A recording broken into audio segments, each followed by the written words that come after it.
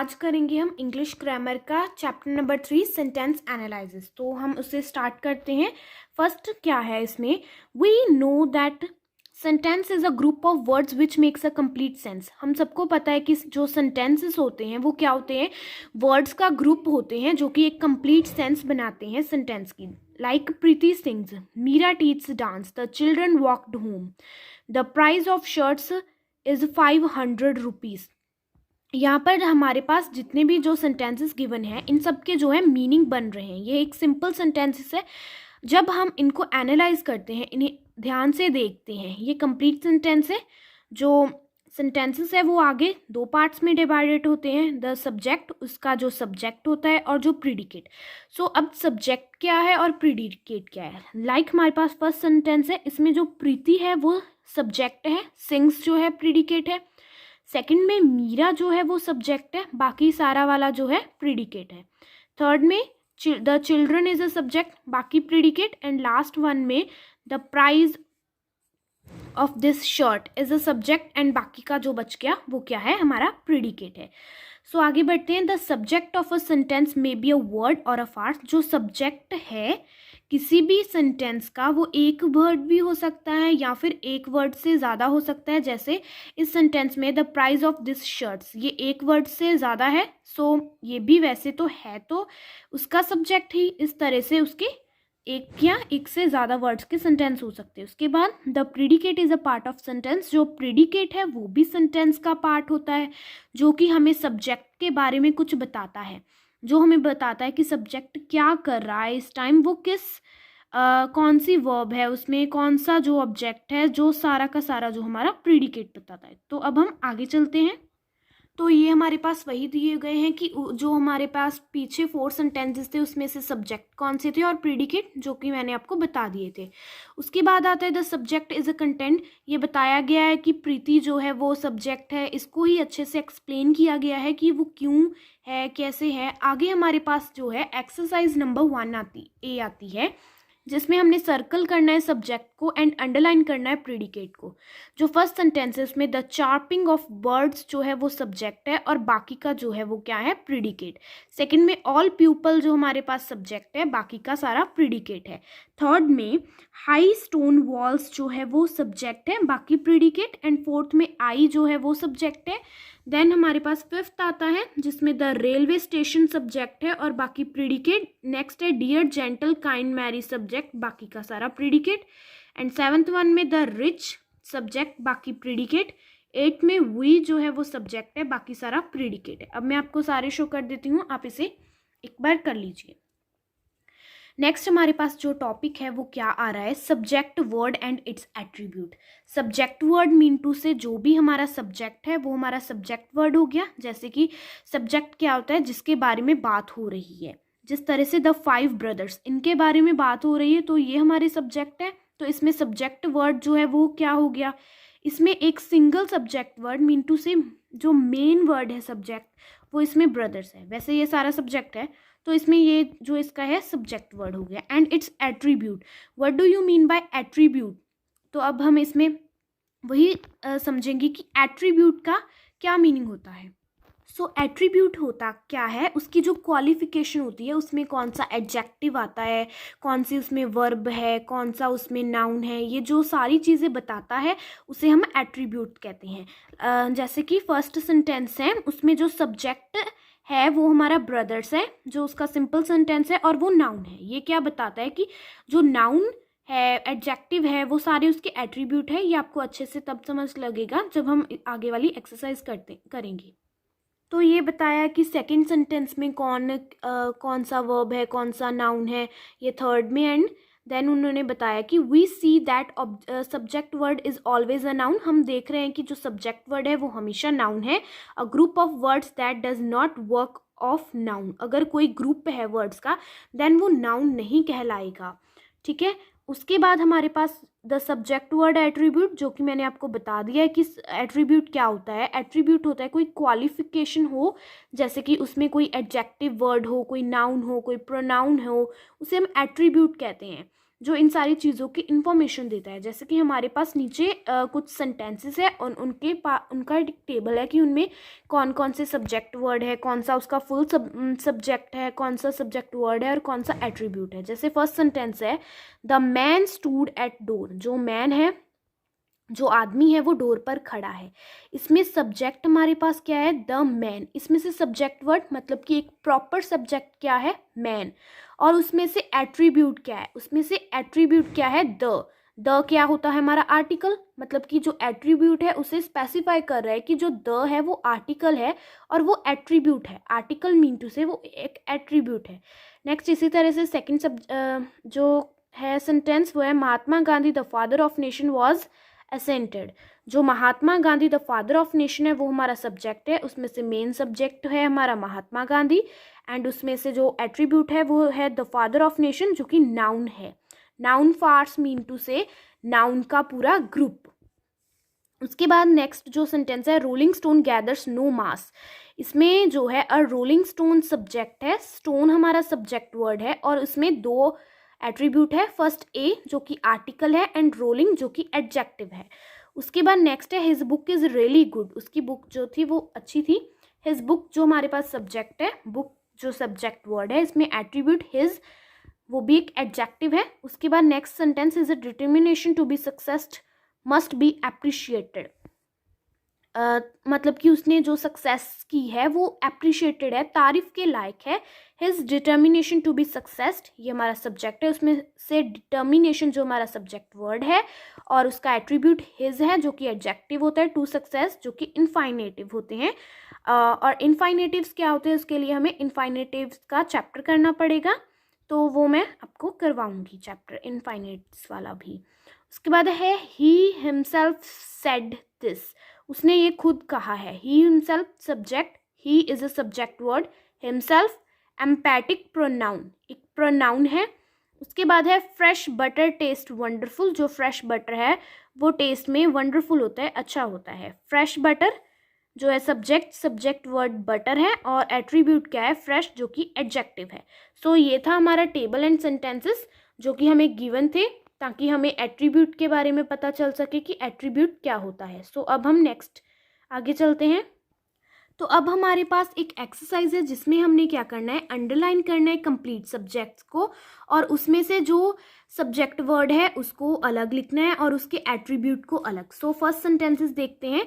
जो first sentence है the young man auxiliaries to impress revise his answer several times. तो इसमें जो सब्जेक्ट है वो हम सब्जेक्ट क्या है, the young man auxiliaries to impress, ये हमारा सब्जेक्ट है। उसमें से एक सब्जेक्ट वर्ड कौन सा है, मैन जो है वो हमारा एक सब्जेक्ट वर्ड है, क्योंकि उसमें से जो मेन है वो क्या है, मैन।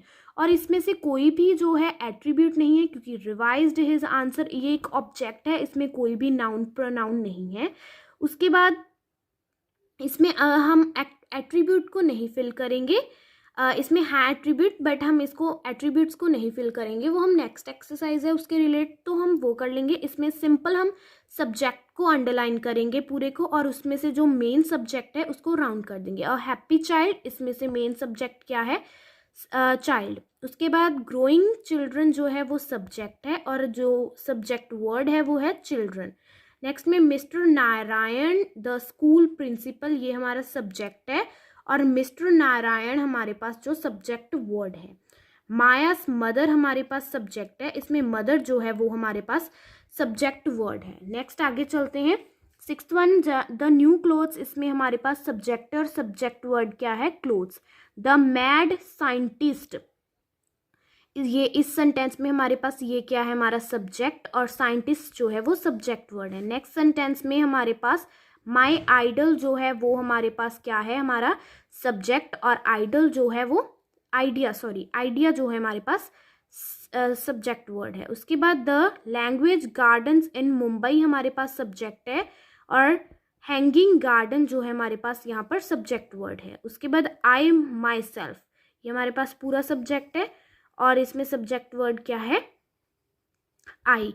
तो ये हम किस तरह करेंगे, फर्स्ट पूरे सेंटेंस को अच्छे से रीड करेंगे, उसमें देखेंगे कि सब्जेक्ट कौन सा है हमारा, देन सब्जेक्ट को अंडरलाइन करने के बाद सब्जेक्ट वर्ड मीन टू से उसमें से मेन पार्ट कौन सा है, किसके बारे में बात हो रही है। जैसे फर्स्ट में मैन, किसी आदमी के बारे में बात हो रही है, इसलिए ये जो है वो मेन है।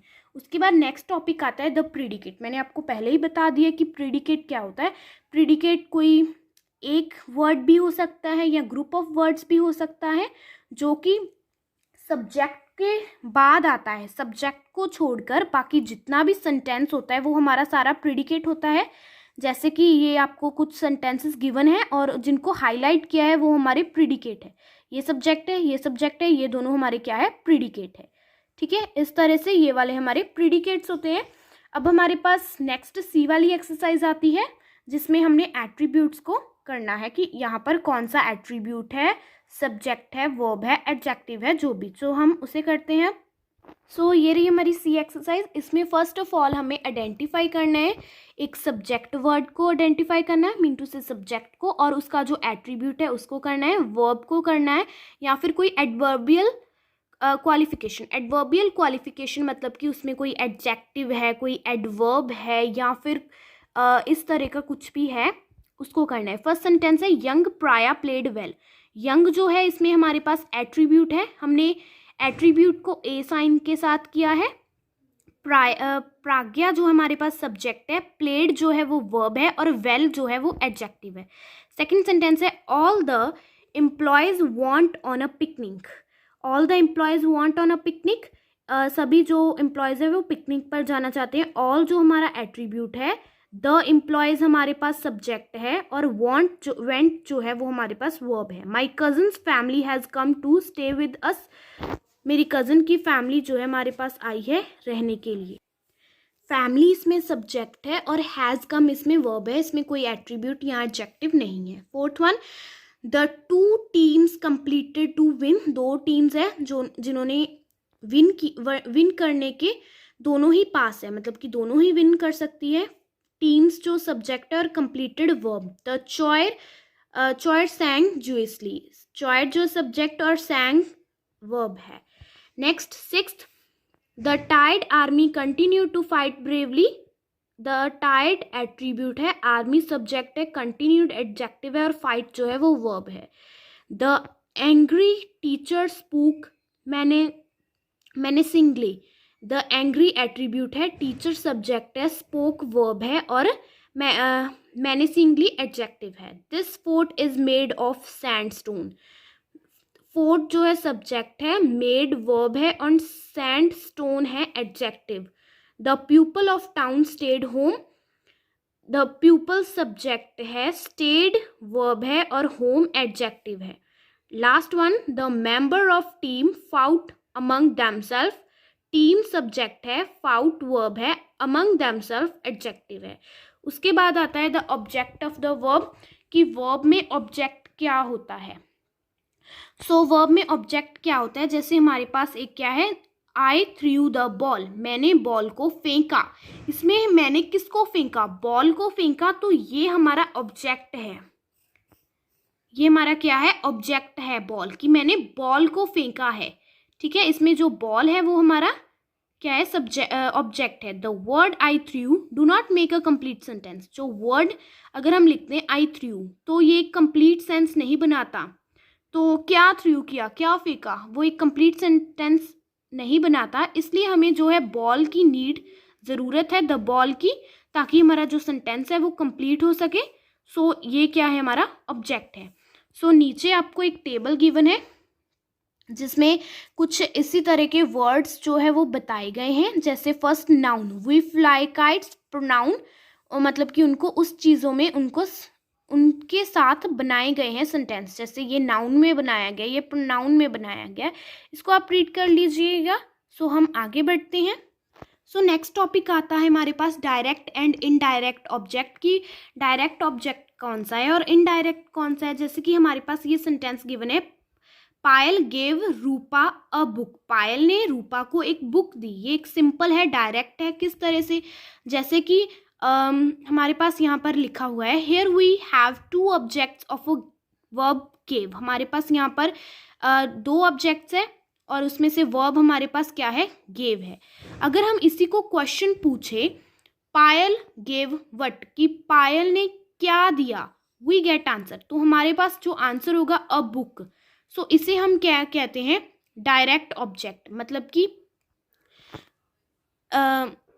ये डायरेक्ट ऑब्जेक्ट है। क्यों, इसमें सिंपली उन्होंने क्वेश्चन है, इसका एक क्वेश्चन है, उसका आंसर दे दिया। तो अब नेक्स्ट है now if we ask whom the book was given to, we get answer Rupa. Mean to say उसने, पायल ने किसको बुक दी, किसको बुक दी, उसने रूपा को दी। The word Rupa is then the indirect object of the verb gave. तो ये गेव का जो है इनडायरेक्ट हो जाएगा।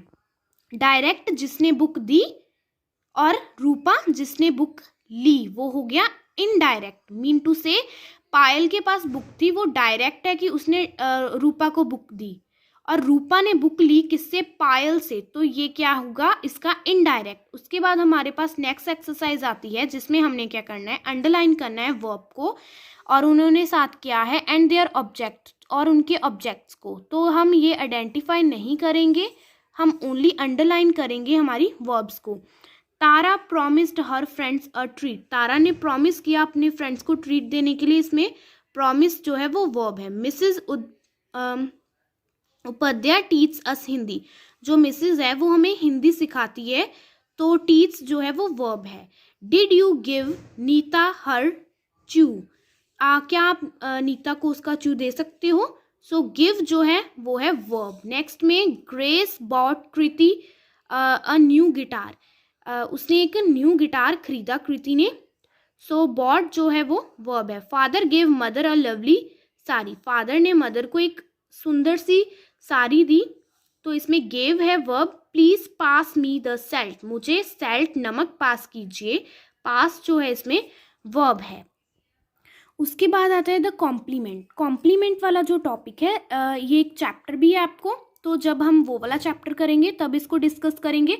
और इसके अलावा जो एक्सरसाइज ई है वो हम नहीं सॉल्व करेंगे, क्योंकि वो कॉम्प्लीमेंट के आधार पर है, और अब अगर हम कॉम्प्लीमेंट नहीं कर रहे हैं तो हमें इसको अभी के लिए छोड़ना होगा। तो जब हम कॉम्प्लीमेंट वाला चैप्टर करेंगे तो अब इसको सॉल्व कर लेंगे।